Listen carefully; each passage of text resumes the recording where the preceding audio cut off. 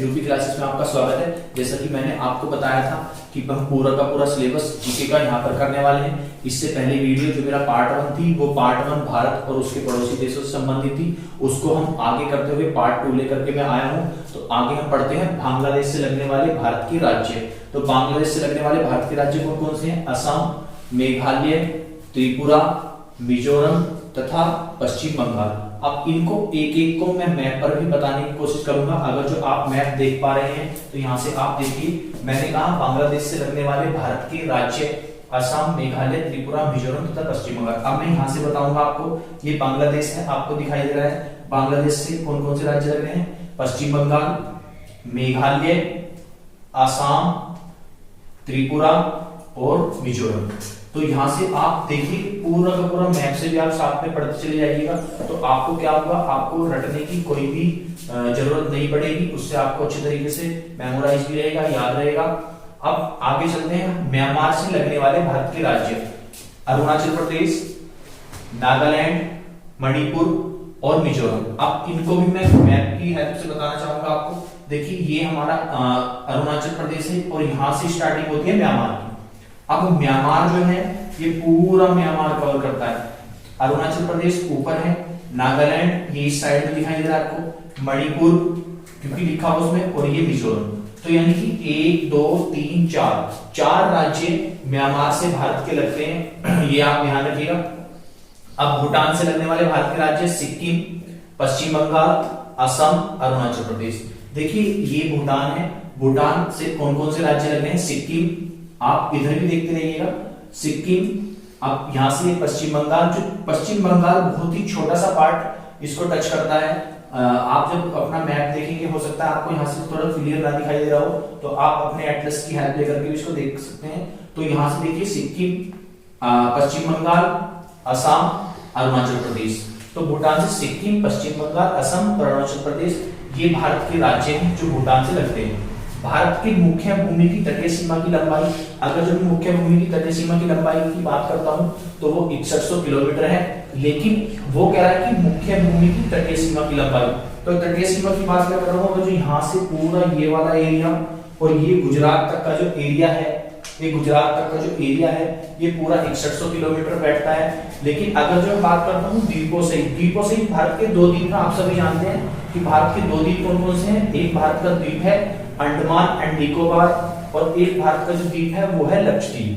तो उनकी कुल तटीय सीमा की लंबाई, यानी कि द्वीपों सहित देश की कुल तटीय सीमा की जो लंबाई है वो है 7516.6 किलोमीटर। अगर जो आपको डेटा में कहीं पर ये देखने को मिले कि 7516 किलोमीटर, तो आपका ये भी आंसर सही होगा, क्योंकि अप्रोक्सीमेटली में यही मान लिया जाता है 7516 किलोमीटर। भारत का औसत समुद्र मापन, ये क्वेश्चन बहुत आता है, वन लाइनर क्वेश्चन है, बहुत ही पूछा जाता है। भारत का औसत समुद्र तल मापन कहां से किया जाता है? तो इसका आंसर होने वाला है चेन्नई। आपने ये देखा होगा कभी आप स्टेशन पे गए हो, स्टेशन पे भी लिखा रहता है कि ये वाला स्टेशन का नाम होता है, उसके नीचे लिखा रहता है समुद्र तल से ऊंचाई। तो समुद्र तल से जो ऊंचाई होती है वो कहां से मापी जाती है? वो चेन्नई से मेजरमेंट की जाती है। अब हम आगे चलते हैं। देश का दक्षिणतम बिंदु मैं बता चुका हूं कौन सा होता है। तो देश का दक्षिणतम बिंदु, अब पूछा है देश का दक्षिणतम बिंदु किस अक्षांश पर स्थित है। अगर मैं अक्षांश की बात करूं आपसे, वैसे मैं अगली वीडियो में ये चीजें बता दूंगा कि अक्षांश क्या होते हैं, देशांतर क्या होते हैं। फिर भी मैं थोड़ा थोड़ा आपको आइडिया देता हूं कि जो हमारी अर्थ होती है उसको हम अक्षांश और देशांतर, यानी कि उसको हम अक्षांश और देशांतर की वजह से हम अलग अलग पार्ट्स में उसको डिवाइड करके पढ़ते हैं। तो मैं बात कर रहा हूं अक्षांश की। अक्षांश क्या होते हैं? लेटे हुए होते हैं, और देशांतर क्या होते हैं? जो खड़े हुए होते हैं। ठीक है, तो देश का दक्षिणतम बिंदु किस अक्षांश पर स्थित है? 6 डिग्री 4 मिनट उत्तरी अक्षांश पर। भारत विभाजन के पूर्व भारत अफगानिस्तान की सीमा रेखा का क्या नाम था? डूरंड रेखा। बहुत ही पूछी जाती है, इसमें कंफ्यूजन ये रहता है, ऑप्शन में भारत और पाकिस्तान भी आता है, तो उसमें ये चीजें गलती आप कीजिएगा। मैकमोहन रेखा चीन और भारत के किस प्रांत के बीच सीमा का निर्धारण करती है? अरुणाचल प्रदेश।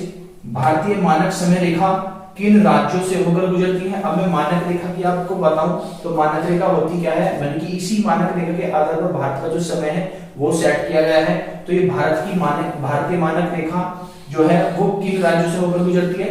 उत्तर प्रदेश, मध्य प्रदेश, छत्तीसगढ़, उड़ीसा और आंध्र प्रदेश। अब मैं इनकी थोड़ी डिटेल यहाँ से आपको बताता हूँ। देखिए आप अगर जो देखेंगे यहाँ से ये 82.5 डिग्री पर होती है, ये लिखा है 82 डिग्री, तो इसके नियरेस्ट ही यहाँ पे 82.5 डिग्री होगा, और यहाँ से ये रेखा ऐसे पास करती है और भारत के 5 राज्यों को छू करके जाती है। तो आप अपने मैप की हेल्प से भी देख सकते हैं कि कहां से एक रेखा बनाइएगा, उसको जो जो मैंने लिखा रखे हैं उन्हीं स्टेट से पास करते हुए आप बनाइएगा, और याद करने में भी आपको आसानी होगी। तो मैं एक बार फिर दोबारा रिपीट कर रहा हूँ, भारतीय मानक समय रेखा किन राज्यों से होकर गुजरती है? तो आपका आंसर होने वाला है उत्तर प्रदेश, मध्य प्रदेश, छत्तीसगढ़, उड़ीसा, आंध्र प्रदेश। सिंपल क्वेश्चन आपके आने वाले हैं, आपको ज्यादा डीपली पढ़ने की जरूरत नहीं है। भारत में शीर्ष 5 तट रेखा वाले राज्य। तट रेखा किसे बोलते हैं आप सभी जानते हैं, फिर भी एक बार आपको मैं बता देता हूं। यहां से देखिएगा भारत के तटीय रेखा वाले राज्य, यानी कि ऐसे राज्य जो भारत की तटीय सीमा को छूते हैं, तो उनको बोलते हैं भारत के तटीय राज्य। तो तटीय राज्य क्या है? तटीय राज्य की मैं बात करूं तो अलग से भी वीडियो में बताऊंगा कि कौन कौन से तटीय राज्य हैं, लेकिन सबसे ज्यादा किससे लगती है वो मैं यहाँ पर आपको बता रहा हूं। देखिए भारत में शीर्ष 5 तट रेखा वाले राज्य हैं। नंबर 1 गुजरात, यानी कि सबसे ज्यादा तटीय राज्य सीमा किससे लगती है? गुजरात से। फिर दूसरे से आंध्र प्रदेश, तमिलनाडु, महाराष्ट्र और केरल। यही आपको याद करने हैं, यानी कि सबसे लंबी तटीय रेखा किसकी है? गुजरात की। दूसरे नंबर पर आंध्र प्रदेश, तमिलनाडु, महाराष्ट्र और केरल। त्रिपुरा और बांग्लादेश। त्रिपुरा तथा बांग्लादेश की सीमा किस नाम से जानी जाती है? ये या किस नाम से जानी जाती है, किस नाम से जाना जाता है? तो आप यहाँ पे देखिएगा त्रिपुरा तथा बांग्लादेश की सीमा किस नाम से जानी जाती है?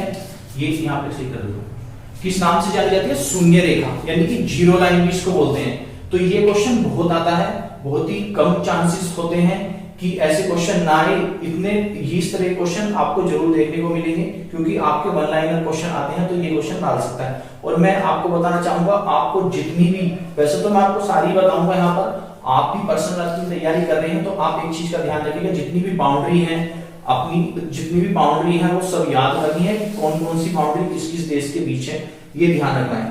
पाकिस्तान किस रेखा के सहारे कच्छ के रण, कच्छ का रण आप जानते हैं गुजरात के अंदर पड़ता है, का बंटवारा चाहता है? वो 24 डिग्री अक्षांश पर। 24 डिग्री अक्षांश क्या होता है? मैंने बताया था कि जो हमारे अर्थ है, यानी कि हमारी जो पृथ्वी है, उसको हमने 2 पार्ट में डिवाइड कर रखा है। 2 पार्ट में डिवाइड करके कैसे करते हैं? ऊपर यानी कि 0 डिग्री अक्षांश से ऊपर वाला पार्ट उत्तरी गोलार्ध, और 0 डिग्री से नीचे वाला जो पार्ट होता है या उसका जो हिस्सा होता है उसको बोलते हैं दक्षिणी गोलार्ध। तो भारत जो है वो उत्तरी गोलार्ध में स्थित है, इसी वजह से हमने यहाँ पे जो लिखा है ये वाला, पाकिस्तान किस रेखा के सहारे कच्छ के रण का बंटवारा चाहता है? तो 24 डिग्री अक्षांश। तो अब हम ऐसे गिनती करते हैं, यहां से आप देखिएगा अगर जो आपको दिखाई दे रहा है ये 16, 18, 15, 10, ये 12, 13, 14, 12, ये पूरा का पूरा यहां से गुजरात से जो पास कर रहा है तो 24 डिग्री आपको यहाँ पर देखने को मिलेगा। तो बस आज की वीडियो में यही रहने वाला है, तो आगे हम कंटिन्यू रखेंगे। आगे की जो वीडियो में जो भी बचा पार्ट है वो हम अगली वीडियो में आपको बताने की कोशिश करेंगे। धन्यवाद।